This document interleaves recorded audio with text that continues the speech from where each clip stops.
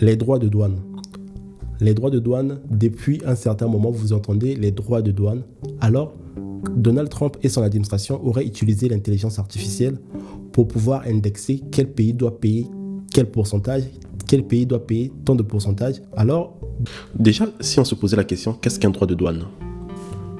C'est une taxe imposée sur les produits importés dans un pays. Elle a deux objectifs principaux. Protéger les industries locales, augmenter les revenus de l'État. Alors, à cette question, ça nous emmène à se poser la deuxième question. Comment sont-ils calculés ? Les droits de douane dépendent de plusieurs éléments. Parmi ces éléments, on a la valeur du produit. Valeur en douane, souvent le prix d'achat à l'étranger. Le type de produit, chaque catégorie a un code appelé HS ou SH qui veut juste dire système harmonisé. Le pays d'origine, selon les accords commerciaux, que je peux prendre d'exemples comme ALENA, UE, OMC. Les droits peuvent être réduits ou supprimés. Le tarif appliqué, exprimé en pourcentage ou un montant fixe. Exemple 5% ou 100 € par tonne. Après avoir vu tout cela, pour essayer de voir et essayer de bien comprendre, je vais vous prendre un exemple simple. Tu importes une voiture de l'Allemagne vers les États-Unis. La valeur de la voiture est à 30 000 $. Le taux de droit de douane pour ce type de voiture est à 2,5%. Calcul du droit de douane, ça nous fera 30 000 $ multiplié par 2,0,5 qui donnera les droits de douane de 750 $ de droits de douane. Selon les calculs que les gens ont pu faire la comparaison par rapport à ce qu'eux ils ont eu sur l'intelligence artificielle, ça s'avère presque la même chose que Donald Trump. On se pose tous la question, comment une décision aussi importante prise dans la première économie du monde a été prise par une intelligence artificielle. Alors, moi, de mon côté, j'ai essayé de faire une petite recherche. Je ne suis pas allé loin, je suis parti poser les questions à l'intelligence artificielle, notamment Grok et ChatGPT.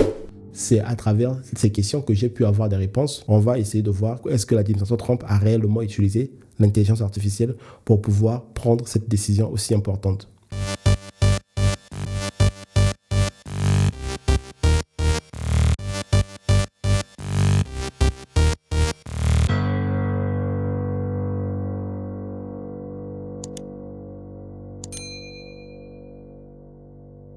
Comme je vous disais, l'Amérique n'a pas d'amis, l'Amérique n'a que des intérêts. Depuis que Donald Trump est arrivé au pouvoir, il est en train de mettre en application ce dicton. Tu es ami avec moi, tu payes. Même si tu ne veux pas payer, je vais te taxer quand même. Donc c'est ce que Donald Trump est en train de faire en ce moment. Alors depuis qu'il a pris cette décision, il y a une théorie qui circule que Donald Trump et son administration ne se sont même pas cassé la tête pour pouvoir indexer ces droits de douane par pays. Vous avez vu qu'il y a beaucoup de pourcentages. Il y a des pays qui doivent payer 11%, certains pays 15%. Tous censés poser la question. Ils se sont basés sur quoi pour savoir quel pays doit payer 11%, quel pays doit payer 20%. Selon la théorie en question, toutes les personnes se résument à dire que l'administration Trump a utilisé l'intelligence artificielle et notamment Grok et ChatGPT pour pouvoir faire ces calculs. Moi, j'ai posé la question personnellement. Je ne me suis pas emmerdé pour savoir si réellement ce que les gens disent c'est vrai. Alors, j'ai posé la question à Grok. Est-ce que Donald Trump et son administration l'ont utilisé pour pouvoir calculer les droits de douane? On va le lire ensemble avec vous, vous allez voir. Salut, je suis Grok, créé par XAI et je n'ai pas été utilisé par Donald Trump ou son administration pour calculer les droits de douane à imposer à chaque pays. Mon but est d'aider des utilisateurs comme toi avec des informations et des réponses, pas de participer directement aux décisions politiques ou gouvernementales. XAI, mes créateurs se concentrent sur les accélérations de la découverte scientifique humaine, sur la gestion des politiques commerciales. Cependant, je peux t'aider comment ces tarifs ont été déterminés d'après les informations disponibles. L'administration Trump a souvent basé ses tarifs sur les déficits commerciaux bilatéraux et en bien avec d'autres pays.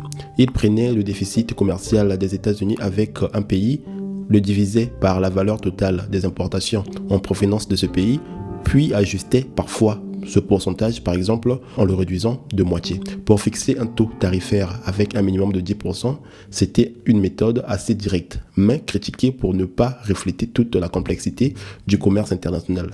Donc, après avoir vu cette réponse, pour confirmer, essayez de voir aussi est-ce que l'administration Trump a utilisé que Grok ou bien a également utilisé ChatGPT. Je suis parti également sur ChatGPT pour demander à ChatGPT est-ce que Donald Trump a eu recours à lui. J'ai eu cette réponse. Hey, salut chat. Est-ce que le vieux Donald Trump et son équipe t'ont utilisé pour calculer les droits de douane qu'ils taxent sur les autres pays? Et salut. Alors, non. Le vieux Donald et sa clique ne m'ont pas utilisé pour calculer les droits de douane. En tout cas, pas directement. À l'époque où Trump était président en 2017-2021, les décisions sur les droits de douane faisaient plutôt partie de sa politique American First. C'était souvent plus politique qu'économique pur. Son équipe utilisait probablement des économies des conseillers commerciaux comme Peter Navarro et plein d'autres outils analytiques. Moi, je suis arrivé un peu après le gros de cette période-là. Cela te dit, je pourrais très bientôt calculer ce genre de truc. Maintenant, si tu veux faire une simulation ou comprendre comment ça marche, tu veux qu'on s'amuse à faire ça? Alors, au-delà de tout ça, l'affaire ne se résume pas de cette manière. Pourquoi cette théorie est apparue par rapport au calcul de certaines personnes qui ont utilisé également Grok et ChatGPT pour pouvoir voir comment Donald Trump et son administration ont calculé les droits de douane indexés à chaque pays. Donc, toutes les personnes se résument à dire qu'il aurait probablement utilisé l'intelligence artificielle parce que ce que Donald Trump a comme droit de douane et ce que les intelligences artificielles ont calculé, ça ne se différencie presque pas de grand-chose. Voilà pourquoi la théorie est en train d'exister que Donald Trump aurait utilisé l'intelligence artificielle pour pouvoir mettre en application ces droits de douane sur plusieurs pays.